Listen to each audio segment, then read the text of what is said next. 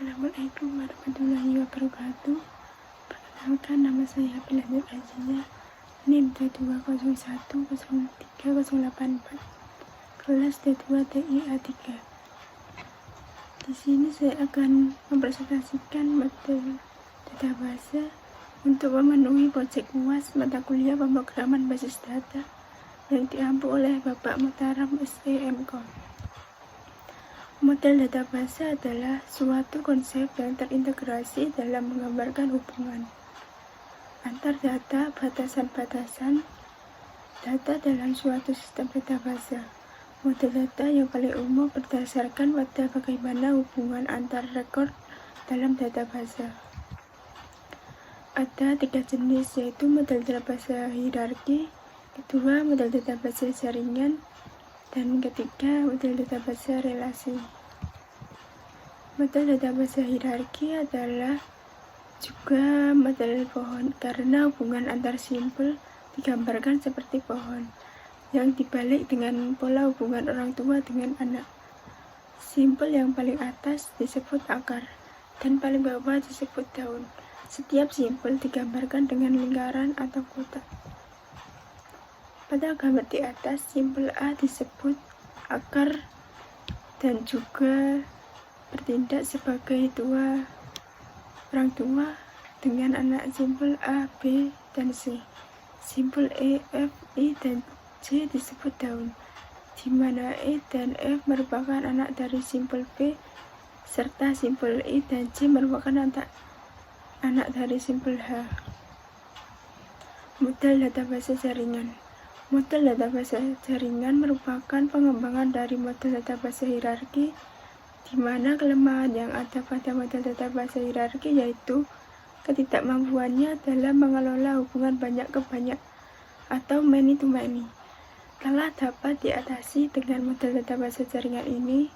Dalam model ini, data direpresentasikan sebagai koleksi rekor dan hubungan antar rekor direpresentasikan sebagai pointer.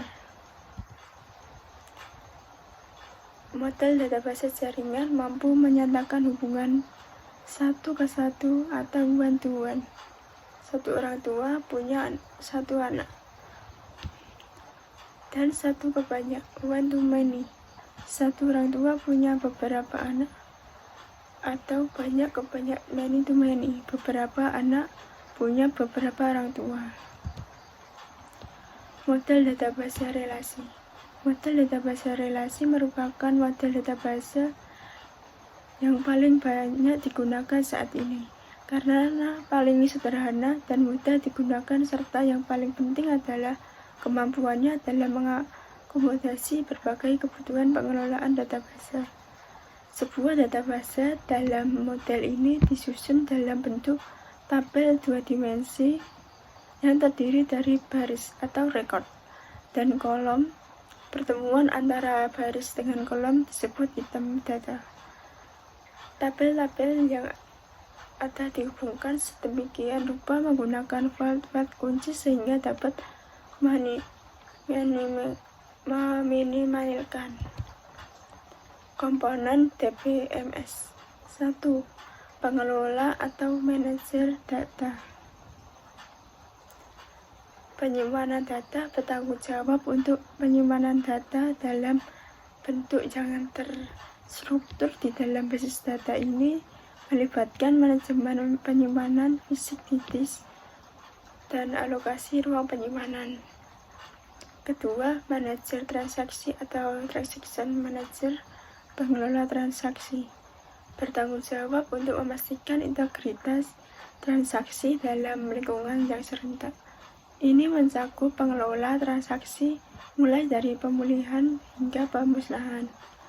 Yang terakhir, manajemen keamanan, memastikan bahwa hanya pengguna yang diinginkan yang dapat mengakses dan memodifikasi data tertentu dalam basis data. Ini mencakup manajemen hak, akses, peran, dan izin. Level eksternal. Level eksternal adalah level yang berhubungan langsung dengan pengguna data bahasa. Pada level ini, pengguna atau user hanya bisa melihat struktur data sesuai dengan keperluannya, sehingga setiap user bisa memiliki pandangan atau view yang berbeda dari user lainnya. Pada level ini pula dimungkinkan pandangan user berbeda dengan representasi fisik dari data. Misalkan untuk data hari secara fisik, data direkam dalam bentuk kode 1, 2, 3, dan seterusnya. Sedang user melihat data dalam bentuk teks, nama, hari, atau Ahad, Senin, Selasa, dan seterusnya. Data yang dilihat oleh user seakan-akan berasal dari satu file. Secara fisik mungkin diambil dari beberapa file yang berrelasi. Level konseptual. Level konseptual adalah level dari para administrator database. Pada level ini didefinisikan hubungan antar data secara logik, sehingga diperlukan struktur data secara lengkap. Para administrator database memahami bagaimana satu view dijabarkan dari beberapa view data. Demikian pula pada saat perancangan database, mereka dapat saja membagi data menjadi beberapa file agar dapat diakses dan disimpan secara efisien. Level internal. Level internal adalah level di mana data disimpan secara fisik dalam bentuk kode, teks, angka, dan bit. Pada level ini didefinisikan alokasi ruang penyimpanan data, deskripsi data dalam penyimpanan, kompresi data agar lebih hemat, dan inskripsi data atau agar lebih aman. Model data konseptual. Model data konseptual adalah pandangan terorganisir dari konsep database dan hubungannya. Tujuan pembuatannya, model data konseptual adalah untuk menetapkan entitas, atributnya, dan hubungannya. Pada tingkat pemodelan data ini, hampir tidak ada data yang tersedia mengenai struktur database sebenarnya. Pemangku kepentingan bisnis dan arsitek data biasanya membuat model data konseptual.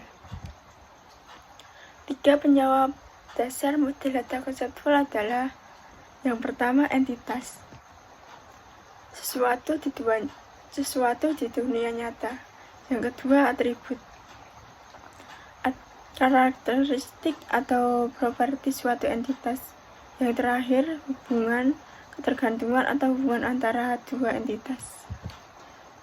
Model data logis. Model data logis digunakan untuk mendefinisikan struktur elemen data dan mengatur hubungan di antara mereka.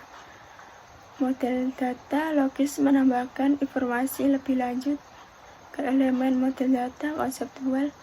Keuntungan menggunakan model data logis adalah memberikan landasan yang menjadi dasar model fisik, namun struktur pemodelannya masih bersifat umum.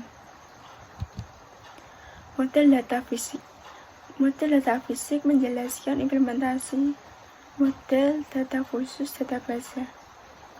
Ini menawarkan abstraksi database dan membantu menghasilkan skema. Hal ini karena kekayaan metadata yang ditawarkan oleh model data fisik. Model data fisik juga membantu dalam memvisualisasikan struktur database dengan mereplikasi kunci kolom database, batasan, indeks, pemicu, dan fitur RDBMS lainnya. Contoh kasus. Contoh kasus ini adalah tentang transaksi di sebuah apotek. Misal diberi sebuah struktur pembelian seorang member di sebuah apotek. Dan ini contoh strukturnya. Input: informasi barang, nomor barang, nama barang, harga. Yang kedua, informasi pelanggan, nama member, nomor member. Yang ketiga, informasi transaksi yang berisi nomor transaksi, tanggal waktu, nomor kasir, nomor cabang. Input: informasi barang yang berisi nomor barang, nama barang, harga. Yang kedua, informasi pelanggan yang berisi nama member, nomor member. Yang ketiga, informasi transaksi yang berisi nomor transaksi, tanggal waktu, nomor kasir, dan nomor cabang. Prosesnya yang pertama yaitu input data barang dan pelanggan. Yang kedua, input data transaksi. Yang ketiga, melakukan perhitungan setiap barang yang dibeli. Lalu melakukan pencatatan transaksi. Yang terakhir, melakukan penambahan poin member. Yang terakhir, output.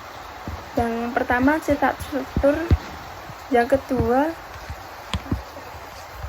informasi hasil transaksi. Dan ini analisa kebutuhan data.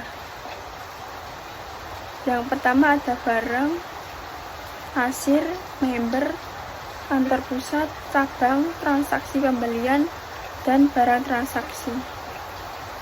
Sekian presentasi dari saya. Wassalamualaikum warahmatullahi wabarakatuh.